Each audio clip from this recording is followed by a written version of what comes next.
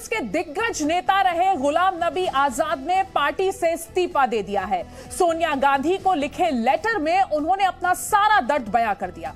आजाद ने राहुल गांधी पर सवाल उठाए, वहीं लगे हाथों पार्टी को भारत जोड़ो यात्रा की जगह कांग्रेस जोड़ो यात्रा निकालने की सलाह भी दे डाली। तो एक लंबा सा रेजिग्नेशन लेटर उन्होंने लिखा और अपना पूरा दर्द उसमें बयां किया।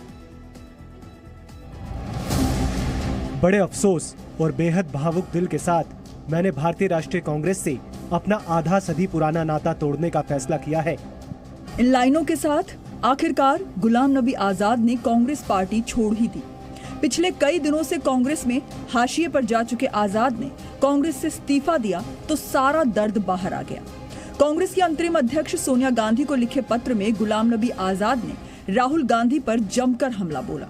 कांग्रेस को सलाह दे डाली कि पार्टी को भारत जोड़ो यात्रा की जगह कांग्रेस जोड़ो यात्रा निकालनी चाहिए। इनके छोटे बच्चे रहते हुए भी ये हर महीने 50,000 कमाती हैं। घर से ही कैंडल मेकिंग बिजनेस करती हैं। आपको भी सीखना है और करना है, फिर क्यों देरी? फ्रीडम ऐप को अभी डाउनलोड करें। आजाद ने इस्तीफा दिया तो सियासी हलचल बढ़ गई। अगर संजय गांधी उस वक्त जो कहते थे कि चापलूस में गिरे हुए संजय गांधी, उनको अगर मान लो हटा देते, वो संजय गांधी दबाव में हटा देते, जैसी उम्मीद ये राहुल गांधी से कर रहे हैं, तो आज इस देश के अंदर गुलाम नबी आजाद का नाम या जो बाकी नेता जो भी हैं उनका नाम देश में कोई नहीं जानता। And I think if this is going on then वही गांधी ही कांग्रेस में रह जाएगा और कोई नहीं रहेगा। बीजेपी के लिए 2024 के लिए फेवर, देखिए बीजेपी के लिए तो ये एक वरदान है। राहुल गांधी बीजेपी के लिए एक वरदान है। इसलिए राहुल गांधी का साथ जब भारत का लोग कंपेयर करता है, बीजेपी का लीडर्स लोग माइल्स अहेड हो जाता है। आजाद के इस्तीफे को लेकर जम्मू कश्मीर के पूर्व सीएम फारूक अब्दुल्ला ने कहा कि कांग्रेस को बातचीत से रास्ता निकालना चाहिए। वहीं कांग्रेस नेता अजय माकन ने गुलाम नबी आजाद के इस्तीफे पर दुख जताया। हर कोई मशवरा इनसे होता था। आज भी मिसेस सोनिया गांधी के बहुत करीब थे, इस खानदान के करीब थे। मगर अफसोस है मुझे, हमें समझ नहीं आती है कि ऐसा क्या हो गया है कि इन्हें इतना बड़ा फैसला लेना पड़ा। वो चिट्ठी जो इन्हें लिखी है मैंने अभी पढ़ी नहीं है, क्योंकि मैं उस पर कोई बात कर नहीं सकता। आजाद साहब कांग्रेस पार्टी के बहुत ही वरिष्ठ नेता थे, लेकिन ये बड़े अत्यंत दुख की बात है कि एक ऐसे समय में जब कांग्रेस पार्टी राहुल गांधी जी के नेतृत्व में, हमारी अध्यक्षा श्रीमती सोनिया गांधी जी के नेतृत्व में पूरे की पूरी कांग्रेस पार्टी के कार्यकर्ता संगठन सड़क के ऊपर महंगाई, बेरोजगारी और ध्रुवीकरण के खिलाफ लड़ाई लड़ रहे हैं। It started. It's not just today. A very strong pillar of Congress Party has resigned. I think it's just one in the series of the more to come. I think it's going to be very tough time for Congress Party in coming days to safeguard its own existence.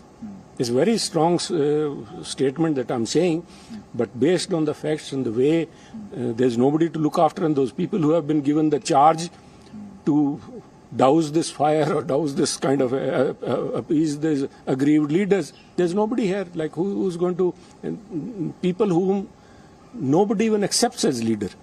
They are now on the 15th August in Congress headquarters on Akbar Road. Who was asked to hoist the flag? Because Mrs. Gandhi was not well, who was chosen? I think Mr. Azad was the senior most CWC member today. He should have been asked. He was virtually humiliated there. They picked up Ambika Soni ji to hoist the flag. I think this was the last straw on the camel's back.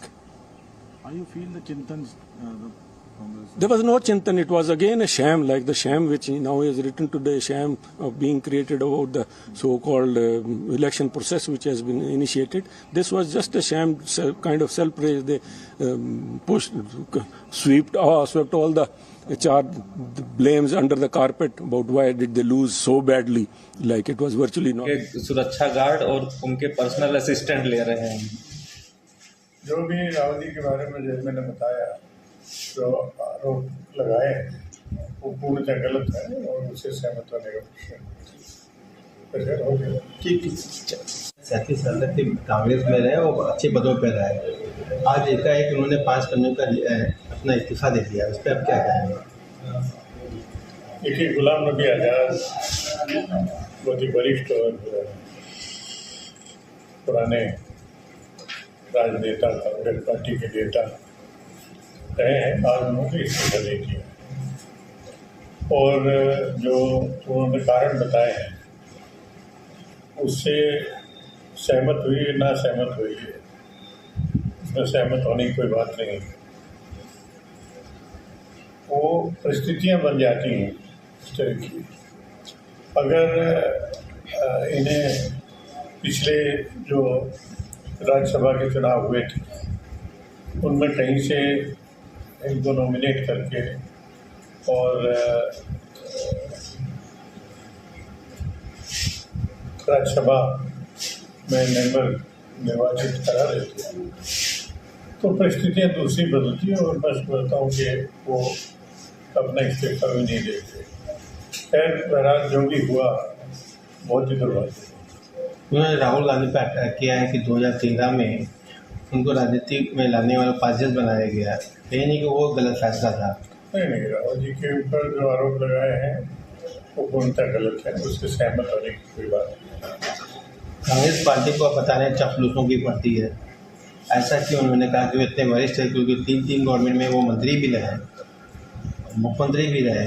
उसके बाद वो मैंने बताया ना कि वो जो भी कारण थे उनसे सहमत होने का प्रश्न ही नहीं है और वो परिस्थितियां बन जाती हैं जिसके कारण इस्तीफा देते हैं। तो कांग्रेस से गुलाम नबी आजाद ने इस्तीफा दिया। कांग्रेस अब डैमेज कंट्रोल करने की कोशिश कर रही है, लेकिन पार्टी की अंदरूनी कलह एक बार फिर दुनिया के सामने है। इनके छोटे बच्चे रहते हुए भी ये हर महीने 50,000 कमाती हैं। घर से ही कैंडल मेकिंग बिजनेस करती हैं। आपको भी सीखना है और करना है, फिर क्यों देरी? फ्रीडम ऐप को अभी डाउनलोड करें।